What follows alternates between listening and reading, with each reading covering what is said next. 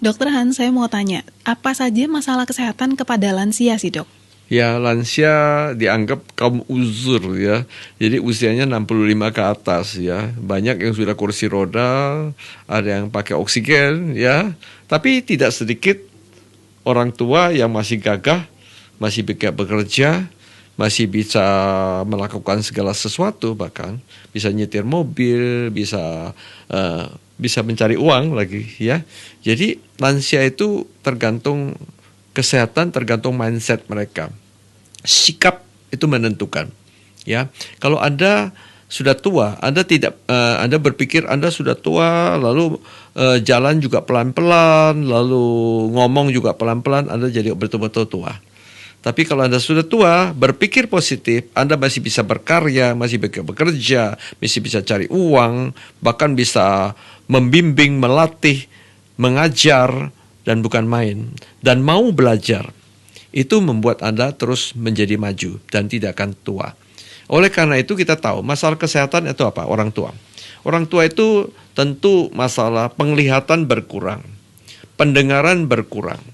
Ya, jadi ada istilah kepala mulai buta ya, kemudian mata mulai bureng, telinga mulai budek ya, rongga mulut mulai bogang ya, kemudian mungkin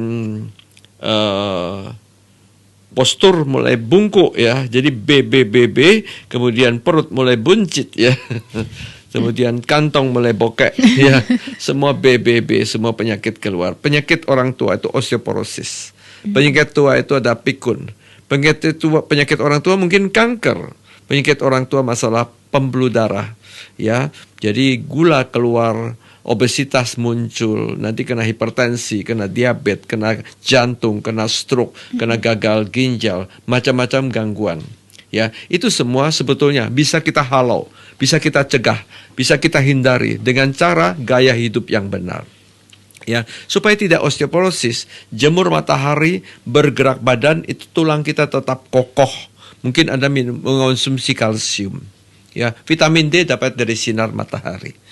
Ya, supaya tidak pikun, belajar baca, menulis, belajar nyanyi, nyanyi bersama. Itu melatih otak. Anda tidak akan jadi pikun.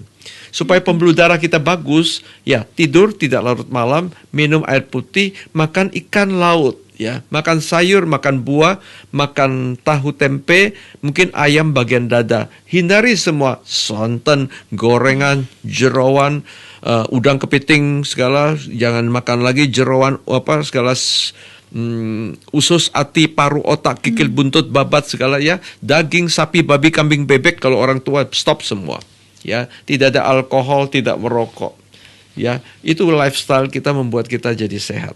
Baik, tapi tentunya juga kesehatan di masa tua itu dipengaruhi oleh kebiasaan kita dari masa muda itu tadi ya, Dok. Gimana jadinya kalau misalkan masa muda kita yang punya lifestyle yang tidak baik, akhirnya waktu di masa tua sudah terjadi komplikasi. Nah, gimana kita mau makan apa nih, Dok, yang boleh? Ya, ini paling penting ini. Ini statement ini yang sangat penting sekali. Sejak muda Anda harus menabung kesehatan. Tabung kesehatan sejak muda. Pada usia muda Anda sudah hidup sehat, selanjutnya usia tua Anda tetap umur panjang ya. Betul. Jadi kalau penyakit-penyakit banyak tabungan daripada usia muda, usia pertengahan. Ya, ini tiba-tiba umur 65 tiba-tiba sudah kena stroke. Itu karena tabungan merokok pada usia muda. Ya, kena diabetes sampai kena jantung, itu karena tabungan pada usia muda, terlalu banyak lemak, suka junk food, kegendutan. Jadi mulai awal jadi memang harus makan sayur. Lalu buah jadikan ngemil yang sehat. Kemudian karbo jangan banyak-banyak lagi. Karena zaman sekarang bukan zamannya banting tulang saya katakan. Zaman sekarang banyak duduk. Jadi sayur harus banyak, karbo memang harus kurangin. Ya. Kemudian cari lemak yang sehat. Ikan adalah lemak yang baik. Ya. Lemak dari daging itu kurang bagus. Lemak jeroan jahat sekali. Ya, gorengan itu super jahat karena trans fat, kriuk-kriuk itu jahat. Sehingga kalau kita ngerti seperti itu, kita bisa ngincipi sedikit, tapi kita makan banyak sayur buah, kemudian kita bergerak badan 30 menit, enggak usah ngoyo, enggak usah berat-berat, tapi kita sehat.